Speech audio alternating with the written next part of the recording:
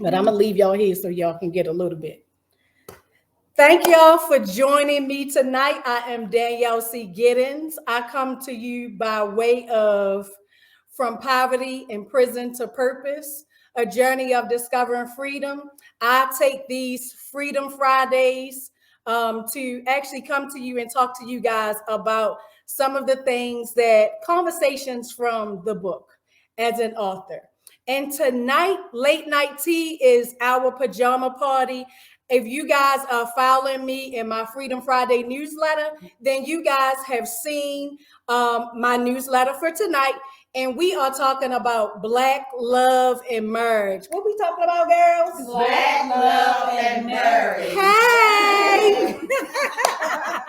So, yo, we are in Deep Creek with our husbands who did not want to be on the camera.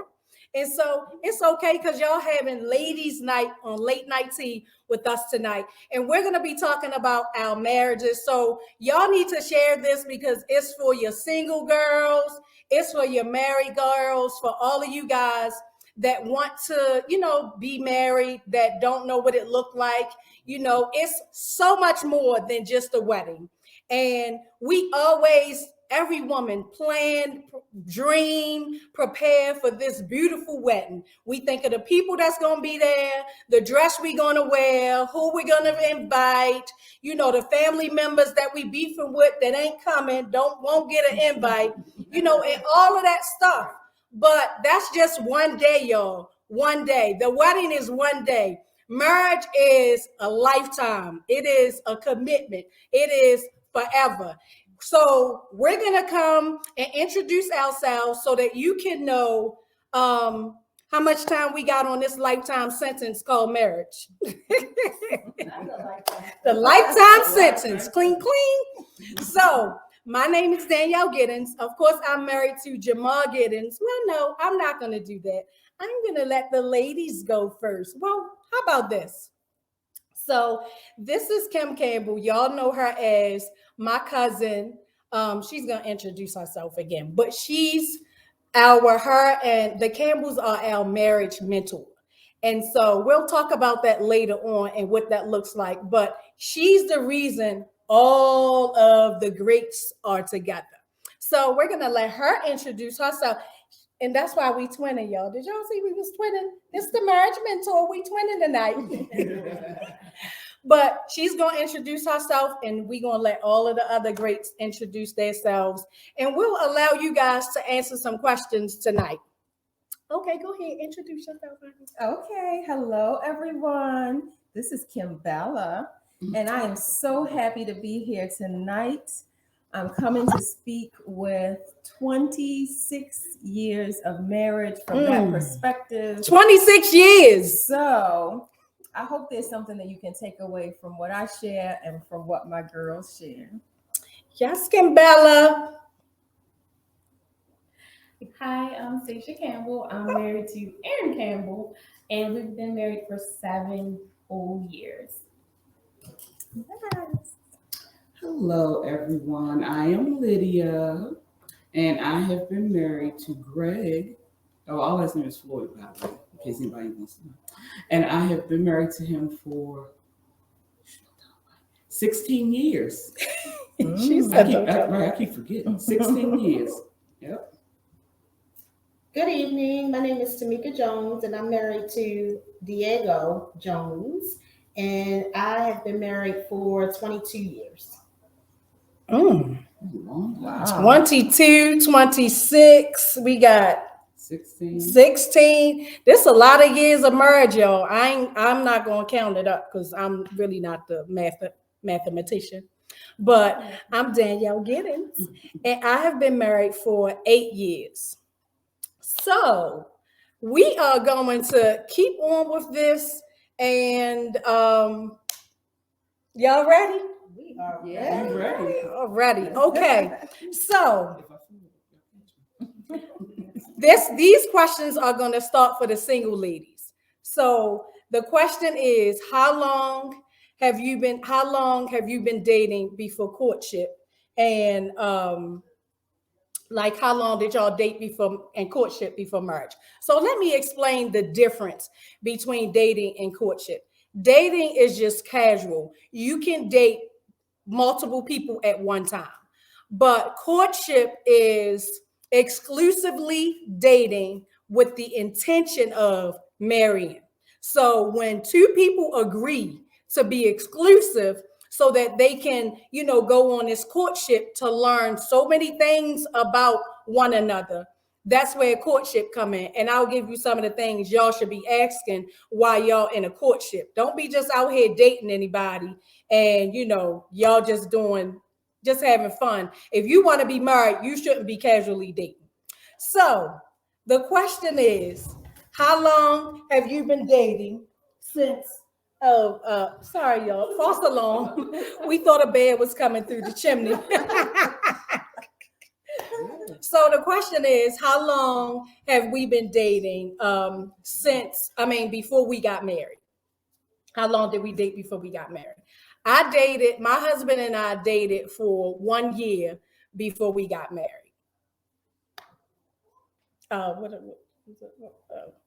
Why y'all looking at We dated for 3 years. Before y'all got married? Yeah, before we got married. And we dated for 7.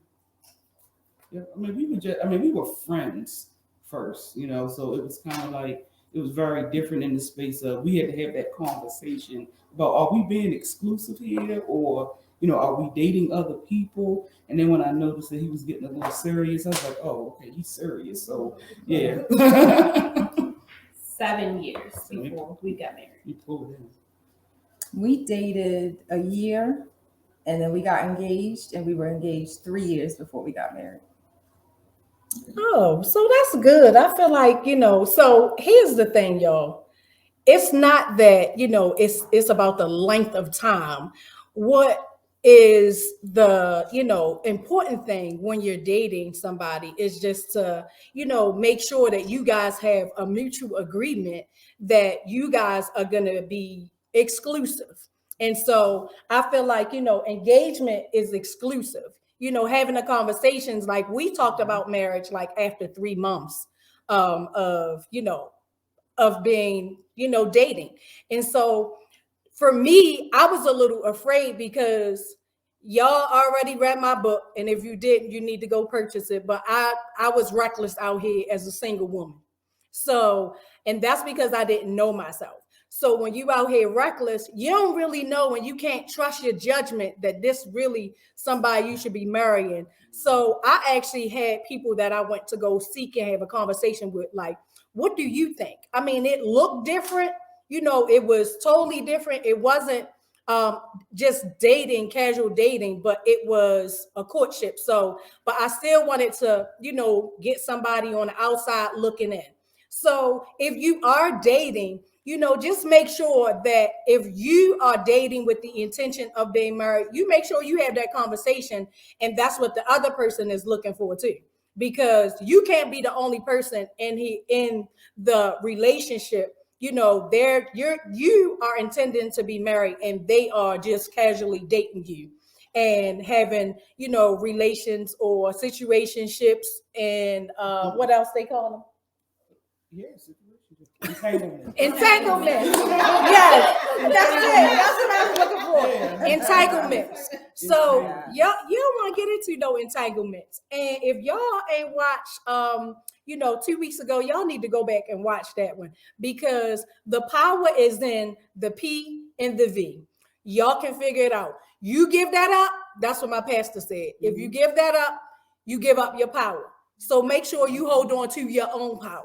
And so next question, ladies. And if y'all want to ask some questions, make sure y'all ask some questions. And just say hi if you come on this broadcast while we talking. So what did you do as a single person to prepare for marriage? Nothing. It's funny you say this because we were talking about this earlier. Okay. And we all said that none of us had that, like, oh, this is what we want to do. This is what we all had, everybody has a fairy tale wedding when you're a kid, because that's just what you do. Right. But when you become an adult, I'm not sitting here thinking like, oh, what I'm going to do to keep him, what I'm going to do this, and what I'm going to Yes. do that. No. You don't think that. You just thinking, okay, we're in a relationship. He's giving his 50, I'm going to give my 50. Mhm. And we just going to meet in the middle and see where it gets us. Mhm. We're not going to sit here and be like, oh, I did this, and that. No. We can put God first, yes. Yes. But that's about as far as that I had, let me say that, put into it. Yes. And and you say something that's real key, because you said you bring your 50, he bring his 50. And I've always heard that saying basically my entire marriage is, but then I realized that it's not 50-50, it's 100-100. Because when you get ready to commit yourself to somebody, you're giving them everything, your all. So if you're not bringing your all to the table, or you're expecting that other person to bring their all and you're not bringing your all, that there's going to be there's going to be conflict. You're going to have conflict anyway, but you're setting yourself up for more conflict when you don't give your all. So I want to piggyback on something Sasha said. So earlier I was like, I didn't do anything to prepare because I was so young when I met my husband. But when I think about it, it really does go back to having the relationship with God, because that is what directed me to my husband. Mhm. So I didn't have a checklist. I want to lose 10 pounds. I want to, do this, do that to get ready. No, I didn't even know what was happening because I was young. Mhm. But having that relationship was key. Having that relationship with God was key. And I would have to say the same thing because I was young, like you and your husband. Faith. And I had to have faith that the decisions and the choices that I was making was going to have not necessarily a happy ending, but an ending that we both could live with. Well, y'all girls, I just got married, so I stumbled from out of the darkness into the light, Not like the on. darkness into the light, man.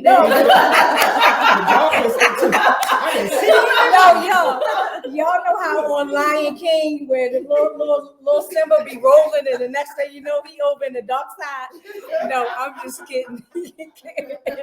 No, but I think that when I realized I had this aha moment, like after something bad happened in the book, and I just had this aha moment that I didn't want people to treat me differently anymore and treat me like I wasn't valuable, I wasn't a lady, I wasn't woman enough, and I wasn't good enough to be in a relationship or to love. And so that started with me. So for me it was different because I got married later on in life. After I had daughters, I was a mom first for so long. So for me, what I did to prepare was I loved on myself. This is Valentine's Day weekend. Y'all know what I did? I was out at dinner with these 3-course meals that they had. I was out eating by myself because I refused for me to not know what it felt like to treat myself good. And then, I'm looking for somebody else to come treat me good. So I actually started treating myself the way I wanted somebody to treat me. And so that meant, I had to change the way I thought. Now, I ain't gonna lie, y'all, I was uncomfortable out here at these, Valentine's Day. But I used to be looking at people like, oh, they look so nice. Oh, yeah, they just, it was just, that was my way of having fun and not looking like, you're the only single one in here. You look stupid. So I actually had to love on me to be able to, prepare myself. And then, I read Act Like a Woman, Think Like a Man. I read that book. And when I say it gave me tools to be able to, understand how men think and all of the things that I was doing wrong. Because I was like, oh, you want to do this? You want to go here? You want to go there? I was the one just trying to take control of everything. Why? Because I was a single mother and I controlled and thought for my daughters or my family. So women, we alpha females, but you got to be able to let a man lead. Sit back and let them show you that you worth them taking you out on a date. You worth them taking you into their parents, or their families gatherings. You worth more than you being in a house, or you worth more than a booty call at night. You worth more than that. So, take your power back and start loving on yourself, and you'll be recognized. But like they said, the main thing, it goes back to faith. If you don't have a faith, because the word says, he that finds a wife finds a good thing and finds favor with the Lord. And so I wasn't a good thing. And another version say a treasure. I wasn't a treasure. I had to learn to treasure me and become a good thing for me before I gave myself to somebody else. So I feel like self-love is one of the things that single women need to focus on before you go out here like, I need somebody to marry me. And they need to have a whole bunch of money, because these reality shows be having y'all thinking sideways, because there ain't no money falling off no trees around here. And men buying y'all all. Stop looking at these reality shows. Okay, if y'all want to add something else, Well, I ladies? was going to say, piggybacking on what you were just saying, learn self-care and self-love is so important. And what you have to discover as a woman is what it looks like for you. Okay? Because your girlfriend, she may like, to go out and shop and do retail therapy or something. And maybe you can't afford to do that. But you have to be realistic with yourself and figure out what it looks like for you. So even if it's just, buying your favorite, bath oils and taking a nice hot bath every night, or, facial products that you might want for yourself, or taking yourself, to a museum that you always wanted to go to, the African American Museum down in DC. It's free. Go to the museum by yourself and figure out what self-love and self-care looks like for you, and not necessarily what it may be for somebody else. That's good. And you know what, Lydia? That's great, because I think this could also be an answer to somebody just asked, how do you keep your individuality while being married? And I really think that what you just said actually adds to that, just to, love on yourself. And that's the way you love on yourself, and you keep yourself together in a marriage. But anybody else want to answer that? I mean, I think it's something that you have to really work at. And for me, I've always been very goal oriented. And so I had to communicate and share those goals so that my husband would know, like, okay, this is what's important to Kim. And these are the things that she's not going to compromise. So we have to find our common ground. But I can't, I'm still a person. And so I have goals, I have dreams, and then talking about those and sharing them is like how I kind of still maintain my individuality, who I am, but also a wife. So there is compromise, but I still feel like I've been able to achieve my goals and hold on to my dreams and the things that are important to me. That's good. Yeah, I'm gonna put a different spin on it. Because as we've all talked before, when we got together young and we had our first child and we got married, I always saw my grandmother putting her end all be all into the family, into her husband. And so That was good. I have to say and be honest and vulnerable and say that I lost myself in raising my family. And so what I would like to say to someone else and encourage someone else, like him said, always put your goals first, no matter what. Because here I am, 47 years old, and I am just beginning to figure out who I am as Tamika. Not the mother, not the wife, but who am I, and what are those things that make me happy and bring me joy. And so I'm a little bit behind the 8 ball, but I have to say that on this self journey, I am enjoying finding out who I am at my core and what really makes me happy. And so, ladies, don't let go of your goals to raise your family. All of it will come together, because, as they say, happy wife, happy life. And so, you have to make sure. That is a verse. It is. You don't know what it is. Yeah, it is. And so you have to, put yourself first. and everything else will fall into place. Somebody said congratulations. Yeah. Thank you. That is really good. And create some boundaries. Yeah. If you're in the bathroom taking a bath, don't be knocking on the door, talking about, hey, I'm in the bathroom right now. Stop it. I'll be out in the half an hour. Right. But This is my boundaries are time. big. This is my Like time. that's Yeah. what you say. Yeah. Like sometimes people don't realize, like when you're Stop. married and you have kids, sometimes you just want to get away for a minute. So you go lock yourself in the That If bathroom, you might not be using the bathroom. bathroom. Yeah. I just want Just to get away from it. You want a couple minutes That's away. 15, 20 minutes that I got in Leave there. me You don't alone. understand. That's how I'm going to be able to recharge myself to come back out Right. and continue to be who I Leave me am. alone. Yeah, let me have that moment, because if not, Yeah. you won't lose it. Yep. And that's great because some of us, we're influenced by our families. And so when you see a marriage that has, been together for so long, you want that marriage, but that may not necessarily be a healthy form of marriage. And so, two individual people come together. And when those two individual people come together, they make a whole one. That's what it says in the word. You become one. And so, you have to make sure you keep your individuality as it relates to being in that marriage. And, I do applaud you, honey. Thank you. So, and y'all can keep the questions coming while we go along with our questions. So, how did you know that he was the one? And what was the attraction with your husbands?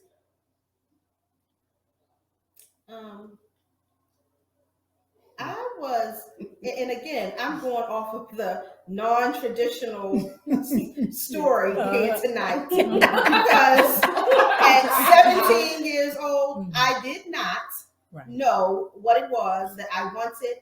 I didn't know what I needed, but I do know that we had a good time together. We were definitely friends before we were lovers and before, the kids, and we got married. And so we have always had a great time together. And so that was one of the things that kept the attraction going, is because we liked the same things and we really enjoyed each other's company. And so that's what really kept us going, even at a young age. So that's great though, because basically you need friendship in a marriage. So that was y'all attraction, the friendship, because you have to have friendship. It will when you And even now that we are empty nesters, as empty nesters, that's what is holding us together now. Is that we were friends. Yes. And so we are now able to continue to pour into our friendship. And now he is supporting me as I'm on my self journey, trying to figure out, because I supported him and the kids and all of the things that they wanted to do. So now it's kind of like, it's my time. It's your time. It's your time. And that means that he valued the time that you put in Yes. for him to turn around and give it back to you.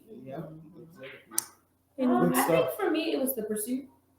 Like my husband is very quiet to most people that don't know him, but he pursued me. Like, how some people be like, oh, he did this and he did that. No, it was the pursuit, the consistency, the ability to be genuine no matter what, no matter the situation, no matter the circumstances. It was always just a genuine. And now he's overprotective of that.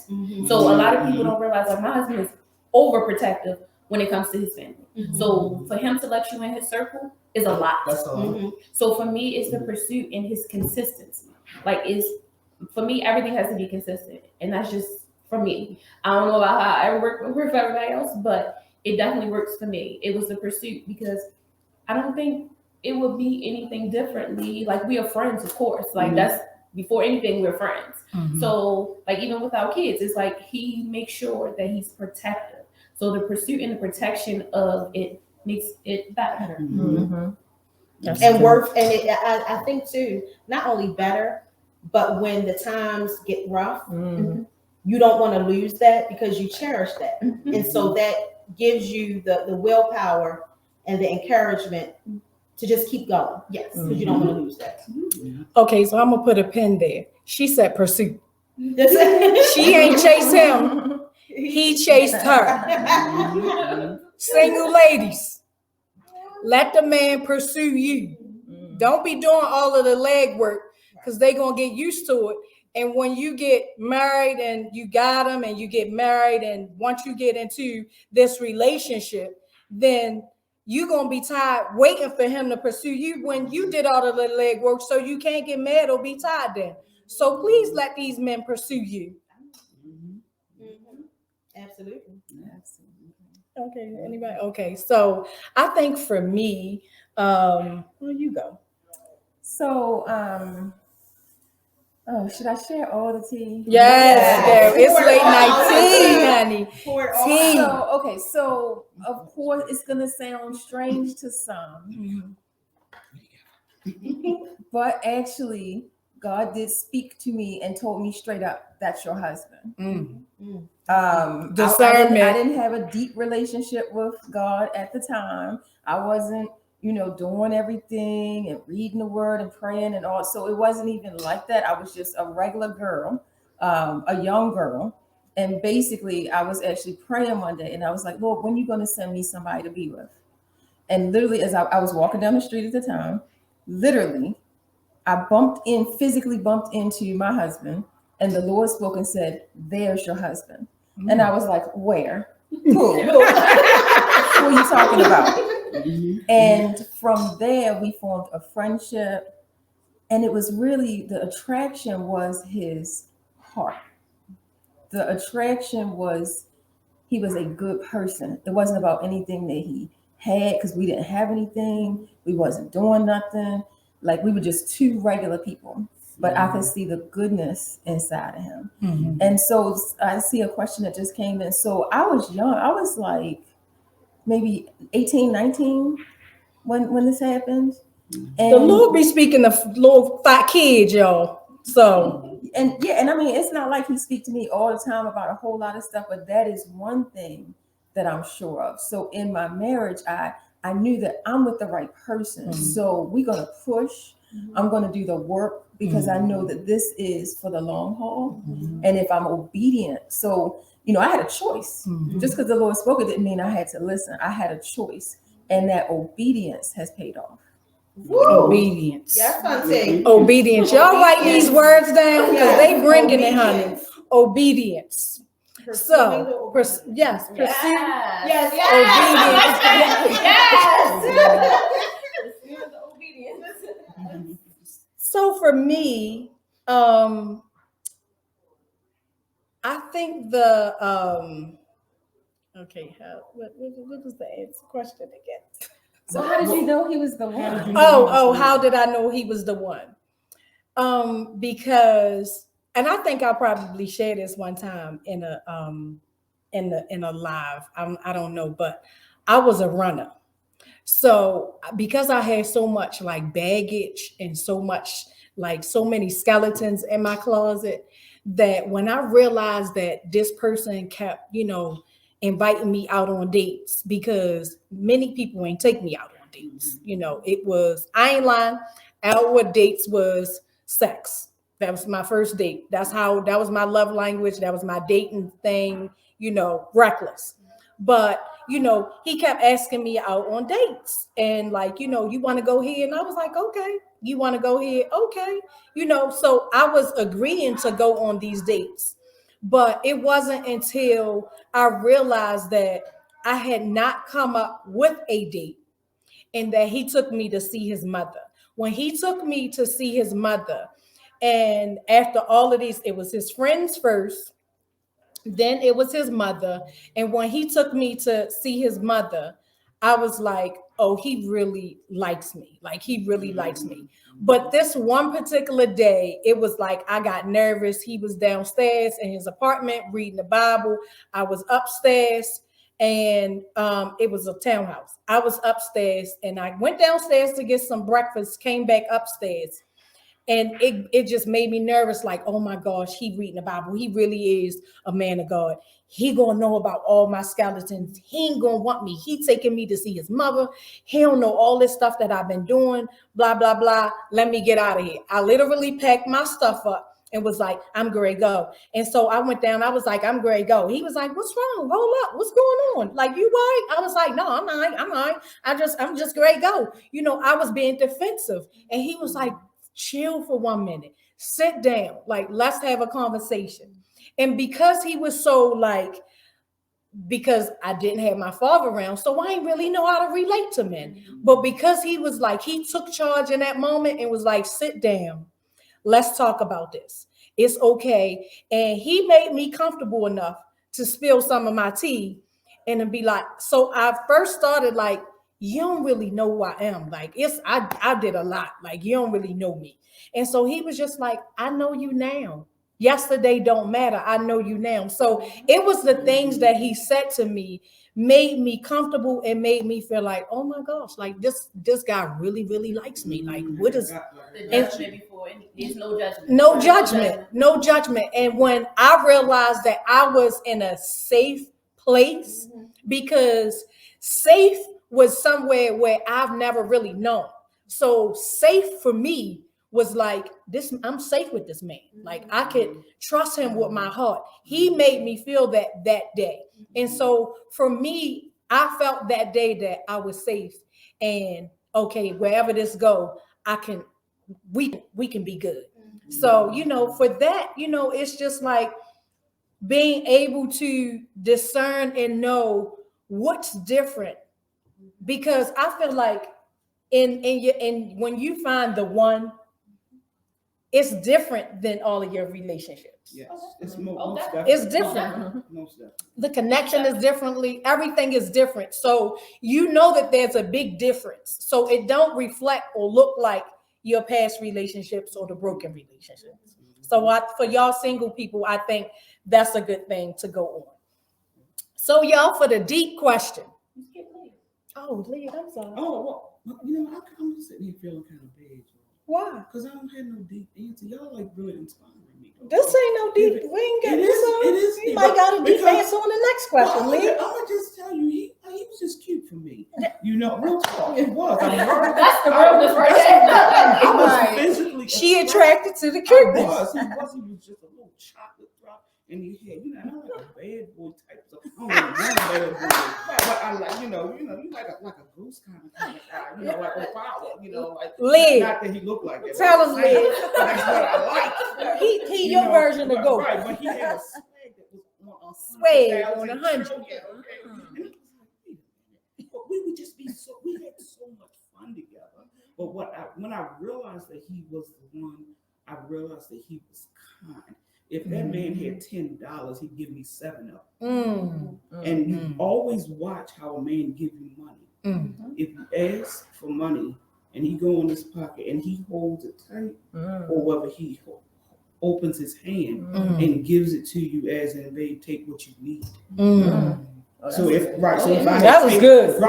I had taken all of it, he was good.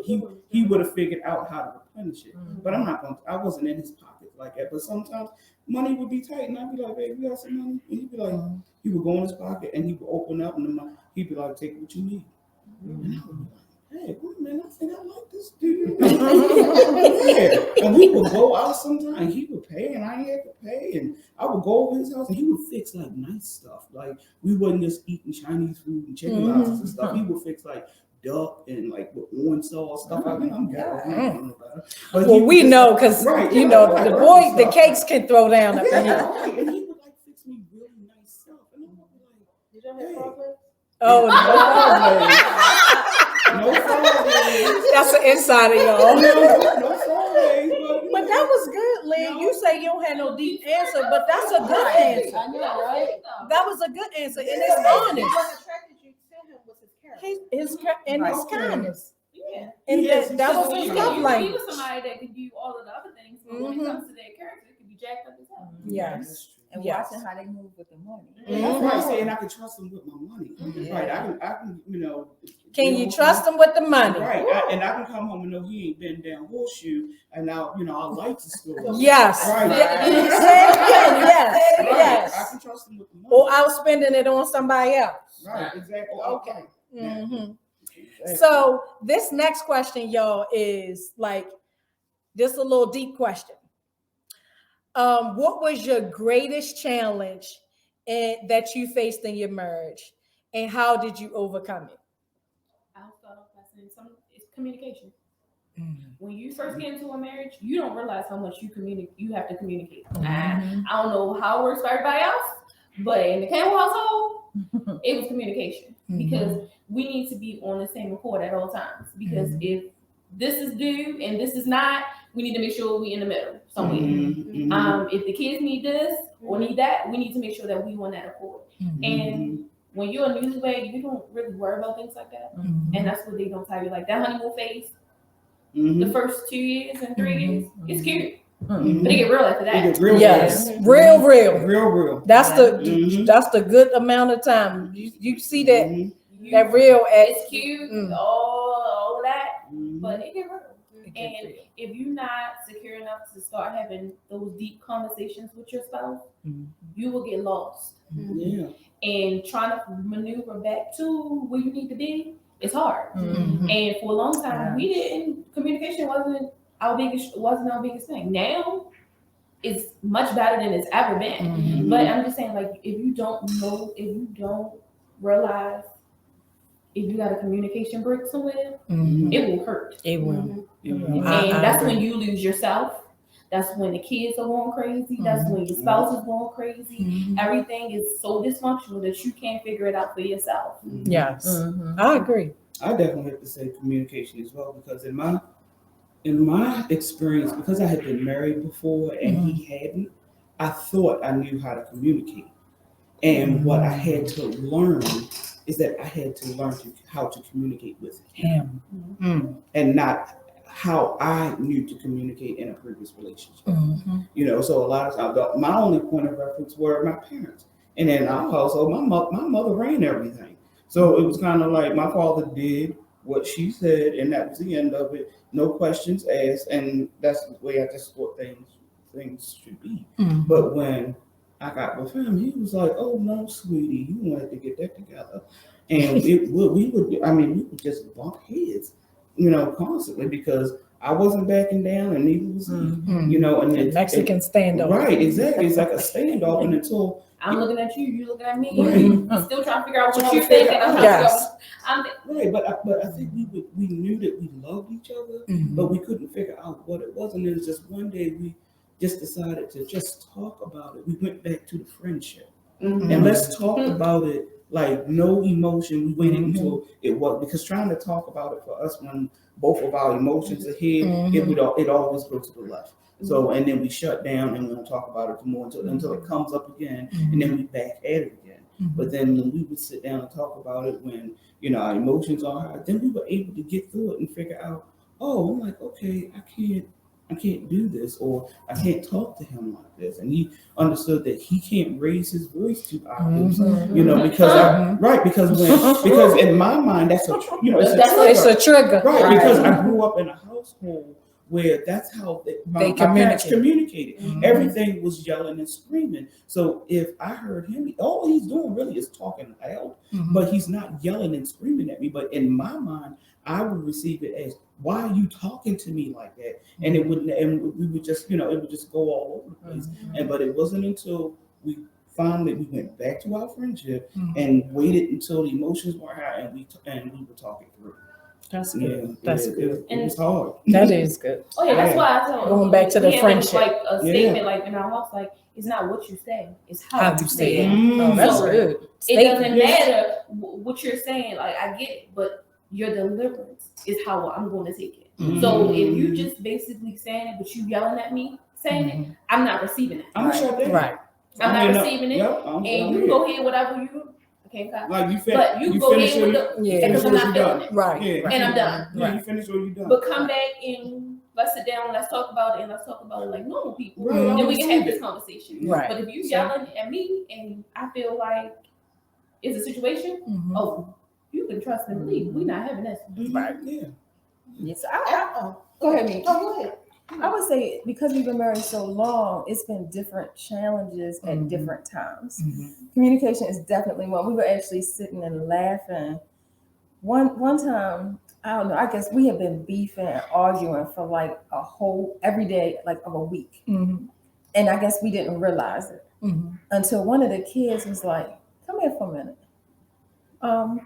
What's going on with y'all?" The kids. I was like, I'm not even talking a teenage child. I'm talking like a child that's maybe like 9 or 10.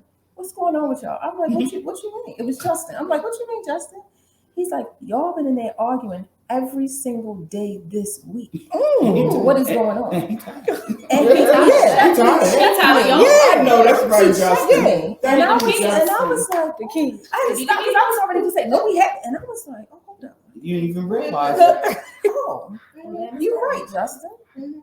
And I was like, it checked me, and I'm like, okay, we got to come up with a better way to communicate, you know. And then when I heard the question, it's different things at different times. When I think about life and all the different things we've gone through, at certain times, it's put more stress on our marriage. As we've had deaths, we've had a lot of death and grief. My husband lost his mother, his brother, his stepfather, all like taken like suddenly, and the strain that puts on the marriage. When the kids got to be teenagers, going through those challenges of raising teenagers, you know, all of that put a strain. And so those were very challenging times. And the thing that we had to keep coming back to is we can't lose sight of what we have. Like we have to find a way to hold on to each other. We have to find a way to communicate. We got to find time to be together. And so it's just over this journey, it's been different things at different times, but really like that little check that my son gave me, knowing when to check yourself in your marriage and say, okay, you know what, this isn't working right here. What we gonna do about this? What we gonna do about this particular problem or issue, and let's figure out how to solve it. That's good. Check yourself in your marriage, but then it also goes back to that communication and the fact that, you know, the another thing is that it was abnormal for y'all to fuss like that, and that's why he was able to check y'all. So y'all had created a different type of environment for him. So for y'all to be arguing, that was abnormal for him, and he was like, "What's going on?" So that's a good thing too. All right, meet me. So for us, again, because we got together so young, and when we got married, I was an only child. I was spoiled by not only my mother, but my grandmother and my grandfather. And so I had to allow him to be the man of the household. Instead of when I wanted something or when something went wrong, I immediately went to them because I knew that they were going to provide it for us. And so what I didn't realize until he said something was he felt bad about it because it was almost like he didn't feel man enough to handle the situation. And so that was one big thing early in the beginning, was that I had to let my husband be a man and handle his responsibilities and not go to my parents and my grandparents to handle everything. If the washing machine breaks down, we as a couple have to figure out how to get the washing machine fixed or get a new one. But in the beginning, I knew that my grandmother and my mother was going to do it. So I'm like, the washing machine broke. And they would say, well, go to Best Buy. You and Diego go to Best Buy tomorrow and get the washing machine. And that's how it went. And so it was after a couple of purchases and things that were going wrong that it was kind of like stripping him of that manhood. And it was really interfering with his ego. And so that was one thing that I had to realize that I had to change. But like Kim said, it's been so many things. And I'm gonna come up with a big one.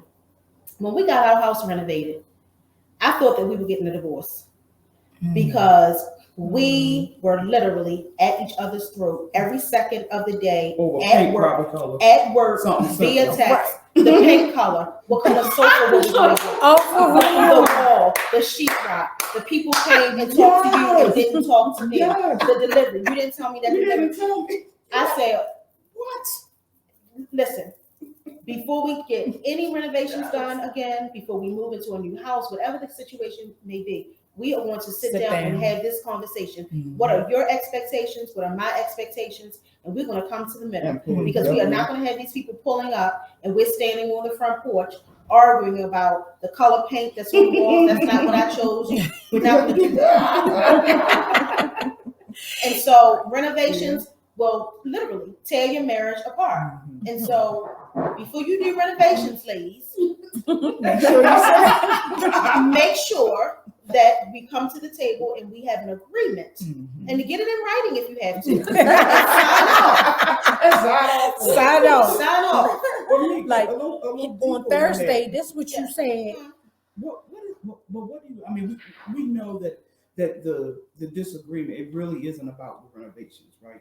So what do you think because that happened, me and Greg went through when we looking for a house, it was just like, I don't like this color. I mean, what do you think that's about deep down inside? Because it's really not about the color of the wall or anything. I have to say this. I am an interior designer. I am very creative. Yes. And so I had in my mind what I wanted to look like, and he has it in his mind what he wants it to look like. I want to do. You think control? Control. It's control on both ends. And it's like, you know what? I'm not giving in to him, and he's not giving it to me. But what I have to say is, when we do anything in the house, I am always mindful that I am not the only female that lives in the house as a single person by myself. I always try to make sure that it's tastefully done for us, and so that it shows that a man and a woman live in this house. Yes. But for him, it's like, it could be something as simple as, we're not changing the light switch covers. But yes, we are, because the light switch covers need to be changed. But if it's not broke, don't fix it. But they're 15 years old, and I want to change the light switch covers. So then when I go out and get new light switch covers, then that's an argument, because I'm going against What he said. Yeah. But I think you said it. I think you said it earlier, though. It goes back to him. And I do understand that, because that's how me and Jamal are about, I want this sofa for our room. And I'm like, I don't want that sofa. I want a nice creative sofa. That looks pretty. So, and they want comfort. And we like, no, we want cute and comfort. So I do understand that you do have to talk about that, because, and then it goes back to him wanting to be heard and wanting, his, like you said, you used to go back to your grandmother. It's like he want to make sure he gets, heard and his point too. And I get that. And I that's something I had to learn. It's like two things for me. I remember one time, because I pop off. So, I'm not you, dude. I was so used to popping off. When Jamal came around, when the Jamal came around, I'm like he'll say that all the time now.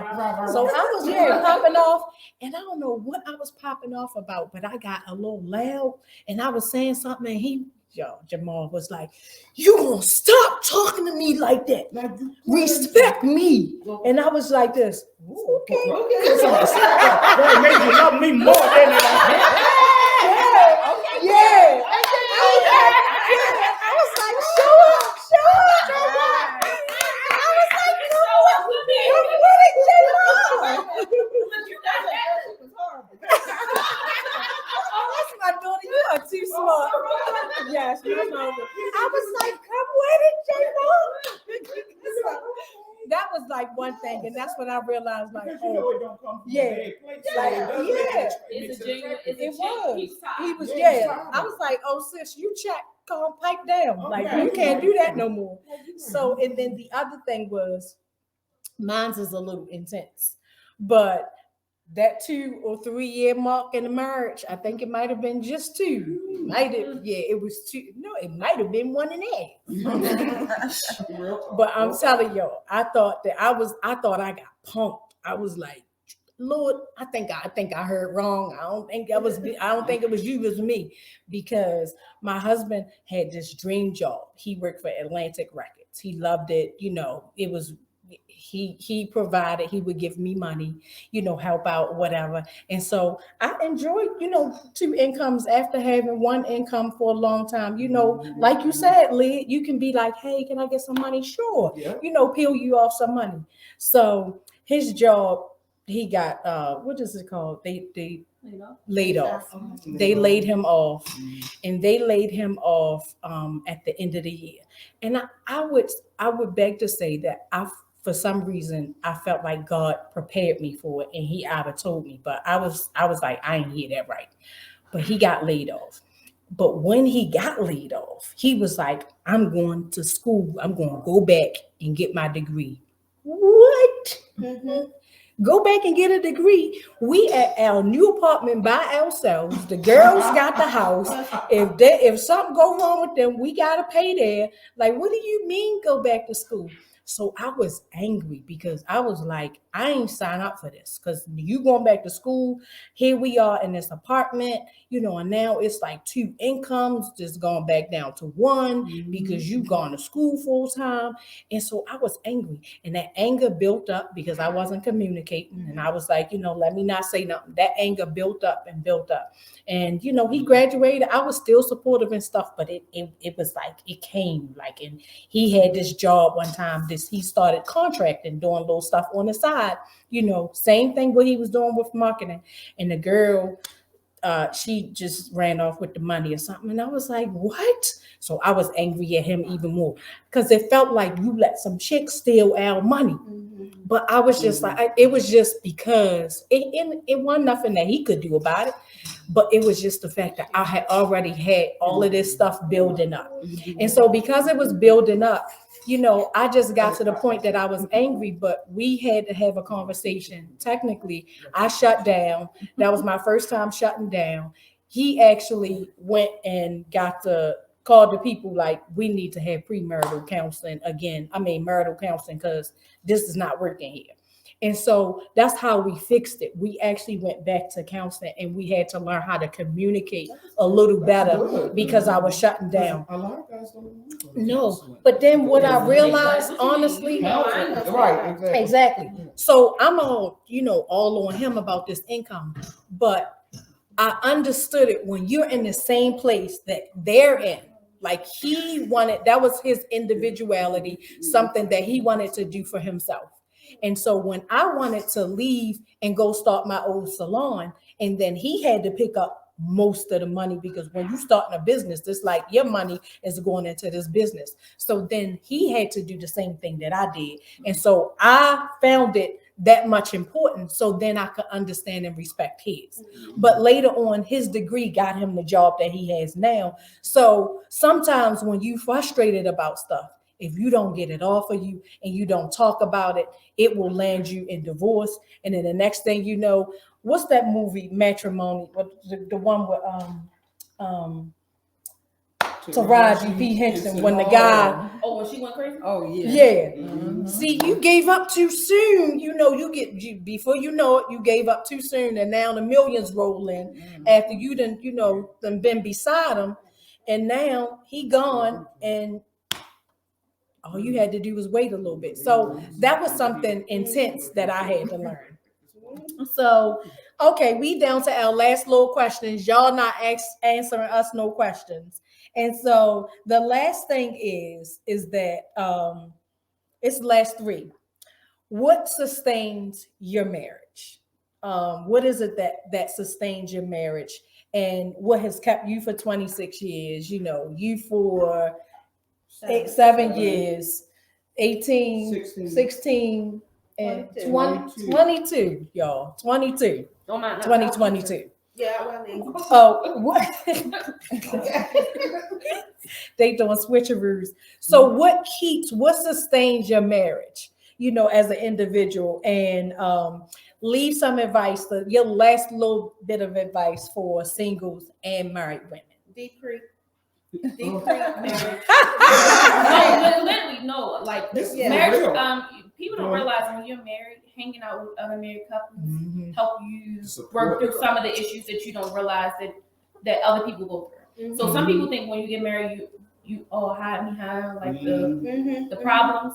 But when you have a group of people that has no judgment, genuine exchange, and just care enough to work on their marriage and share what they have been through for you to get it, then that helps. Yes. Like that's like these 4 women right here, Yeah. we talk about a lot of stuff. Yes. Naked.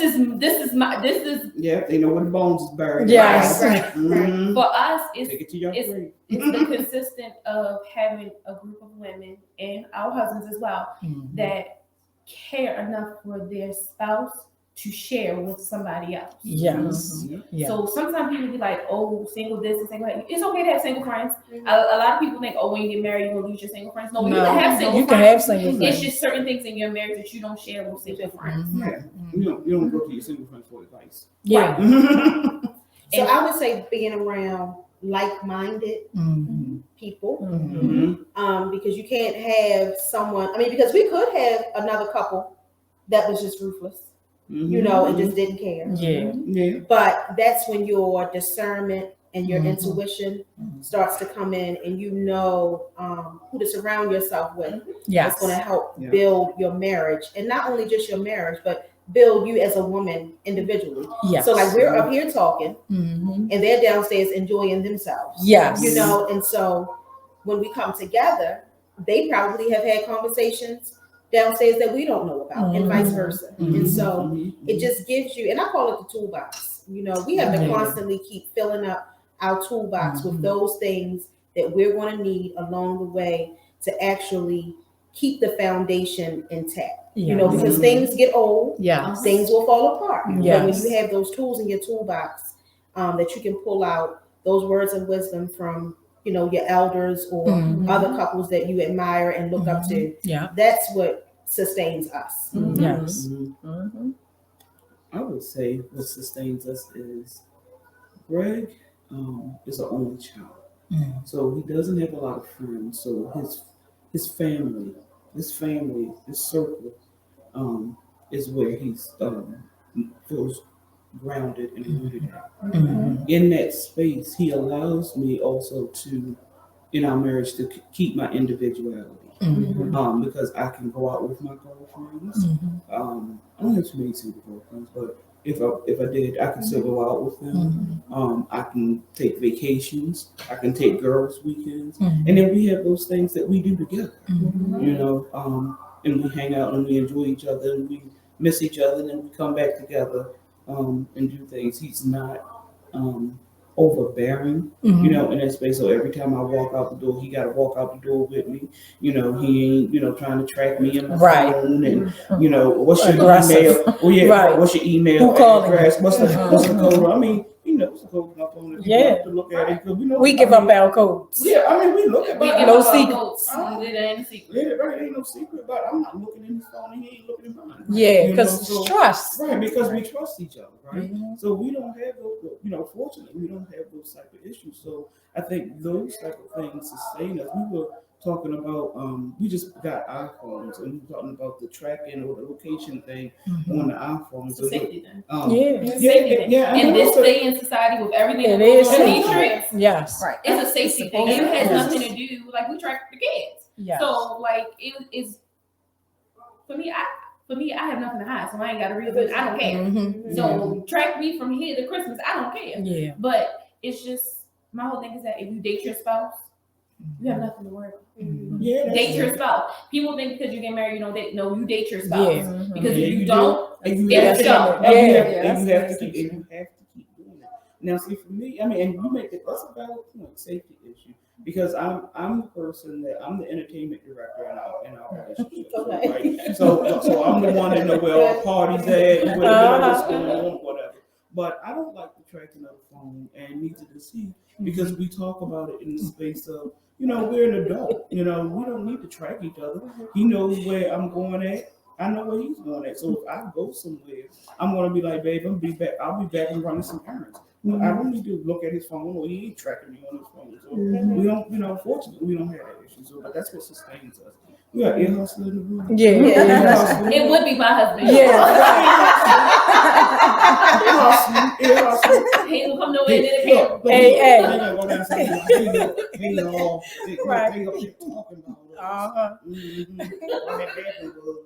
I mean, when I think about what sustains, hate to be, He said, wrap it up. hate to be, I mean, it's a covenant. This Yes. is not a game. This is not a It's joke. not. It's a It's covenant. not a game. It's a commitment. We in it for the long haul. Yes. We're friends first. We love one another, and we're gonna try to have some fun along the way. Yes. The months turn into all these Years. years. Yes. Yes. Fast. Fast, Fast. real fast. Yeah. Mhm. And for us, that's just what it is. That's Well, what I did say when we went to marriage counseling, before we got married, I said that divorce is not an option for me. That's what it is. Yeah. When you take it off the table, yeah, you take it off the table. Exactly. Right. Like it's just not an option. Yeah. You can be mad tonight. Right. So come back to the table tomorrow. We'll talk about it. Yeah, sit down Right. for the day. You know, that's Right. So I didn't go into the marriage knowing that, you know what, if this doesn't work, then we get a divorce. No, divorce is not an option. So we're gonna figure it out. And going to that point of, oh, we mad. So what? We mad, and so So we what? made It's a, just- we made Just a made. we have a rule like ain't nobody leaving the bedroom and going to sleep somewhere else, or I'm leaving and I'm no, you mad, Yeah. lay down in the bed. So You mad and I'm mad, Go- so we right. mad. We mad together. You just But made. we gonna figure it out. Eventually, we gonna talk it through. But that's what it is. And you know, My husband somebody, always say, listen, if we mad, happy, sad, or whatever, we sleep in the same bed. Yeah. I don't care. He was like, I'm not sleeping nowhere else. Yeah. So then he got asked me. He was Exactly. like, I'm gonna sleep on this edge of the bed, you sleep on that edge of the bed, and we'll figure it out the next day. Right, draw the line. Exactly. Put the cover. Exactly. Right, don't come on this side. Exactly. But we're not gonna change our routine. Right. Right. Yeah, put the pillows. Okay, so the pillows today. And I think for each person is different. I think that, it's that thing called love language. Yeah. I think that when you have that friendship, that when you feel abandoned or feel like you're not getting what you need in a marriage, or something is wrong, y'all mad or whatever, you can always go back to that friendship, because that friendship is always going to remind you of the love that you have for your mate. So I cannot like my husband, but my friend, I care about how he feels. So I ain't gonna be mad at him too long. You nurture You know, friendships. You nurture friendships. You nurture I ain't gonna be friendships. mad at him Especially too when long. they genuine and no Yep. nothing Exactly. behind it. Right, Exactly. you gonna figure You it know, out. But and Pastor told me one time, sometimes you have to love them when they're unlovable. Huh. it is. And that's Oh, the that's same true. thing that That's goes a true to statement you. right there. Yeah. Yes. Yeah, sometimes both people are unlovable, but it's unconditional love. And if I don't know, I think about it's so many things. It's like, the one thing that I could say to a single person right now is that what I have learned, the girl that had this sexual addiction and that needed it and felt like, and that was only because I didn't know myself. What I have learned was that there's so many other things, intimate things in a marriage that can keep your marriage and love on you than just sex or intimacy. Intimacy start way before you even get to the bedroom. It's how he treats you, what he said to you that day, how he loved on you, how he cared for your family. It's just a number of things that this person loves on you. Now that's the bonus. But with me being married, I realized that really ain't have nothing to do with it. That was just some song that made you think use what you got to get what you want. But it's really not about a song. It's about the person that created the God that created us. And that is, like you said, somebody said, it's a covenant and it's a commitment. When you know that it's a covenant and you made that commitment, like till death do us part, you keep that covenant, and divorce is not an option. When you are committed to something, you are committed to seeing it through regardless of what comes about. And y'all fight, two people show up to fight together. Now, if you showing up to fight by yourself, that's a whole different story. But in a marriage, in our marriages, we show up to fight together.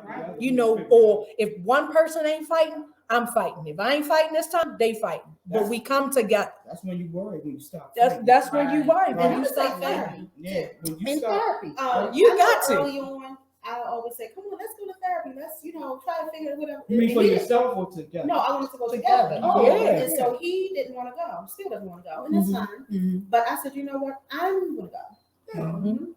And I'm going Sometimes to start with reflect the change that I want to see in my marriage. So the tools that you're getting from your counseling session, you're going You're to bring it taking over them to back. marriage And show it. And show it. I'm going to show it. I'm going to talk about it. I'm going to bring back the message. You don't reel them right in. Yeah. That's And why so, and that's that's why you don't have to go. No. We're going to talk. We're going to sit. We're going to talk about it. But that's why he And I'm got me going to going. look. I'm going to Right. regurgitate everything she Exactly. said. Right. And that's what we're going to talk about. And that's why I say it's not what you say. It's how you say it. It's how you say it. It's how you So deliver. you can be anything. Girl, well, that's why he's looking for you in the daytime with a flashlight. Right. And the flashlight, ooh, that's the tea.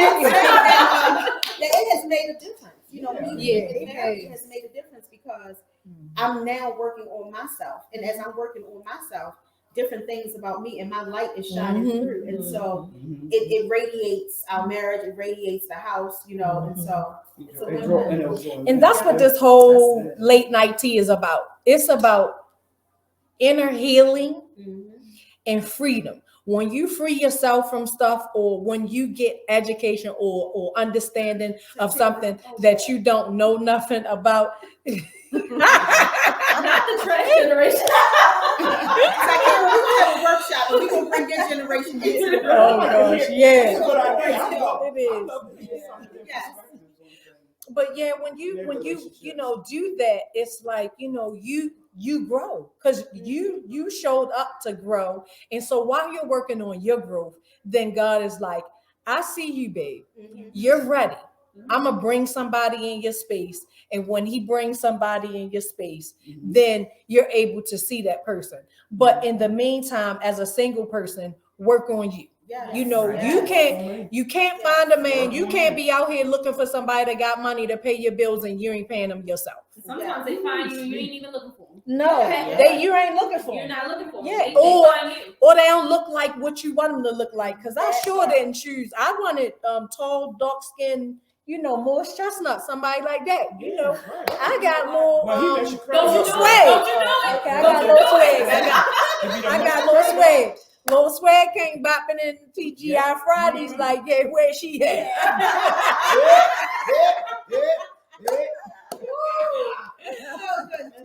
All right, y'all. So, if y'all don't have no questions, this is us. This is the greats. We are the greats. And it's about mentorship. How do you keep a marriage? It's about mentorship. It's about coming together with she said don't play. It's about coming together with like-minded individuals, like-minded women, and feeding off of them, having time away from the men, for them to be naked with each other, safe place for us as women, communing, and then also going home and taking what we see. Because, we might not be, you might learn affection. If you ain't learn affection from your family, you might be around us and like learn some affection. Yeah. And then you might be the person go home and be like, I'm sorry, babe, I ain't been hugging on you that much. It's just like we build each other up. And marriage is about building. Like you get married after that wedding stuff. You get married and you're building a foundation, building those principles. It's about finances, debt. These are the things y'all need to have conversations about in your courtship. Finances, debt, how you pay bills, your family relationships, friendships, what else? Kids, how the principle, the values that you have for your kids, how you gonna raise them, how many you want, where y'all gonna live. What if you don't? Keeping a house. You get the wrong one, it's not gonna be right. Right. Keeping a good house, dating, just going out, just things that are important to you. How your home look like, what kind of home y'all gonna purchase, a dream home, education. All of these things are things you should be talking about, as opposed to, laying down on that daggone, that late night phone call, so That futon, right? Getting snuck into the house. Listen, don't let nobody play with y'all. You single ladies, make sure y'all work on yourselves, love on yourselves. It's Valentine's Day weekend. If you don't have no boo, take yourself right on out to go down yourself. Yeah. Treat yourself the way you want somebody Cook to yourself treat dinner. you. Or Go cook buy yourself yourself dinner. some flowers. Right. Yes, Yeah. yes. Love on Yeah. yourself. And for you, all you married people that's out there struggling, going through something, find yourself some great women and men in marriage that you can trust, you can be naked with, and you guys can build a nice foundation like the Greeks. Get your own Yes. right. Thank Create your you, own grapes. y'all. Thank y'all Yeah. for joining me. This was fun. Yes, it was. Thank you guys for tuning in. We are about to head out. We in Deep Creek. It's Valentine's Day weekend, and we are about to get this late night party started right now.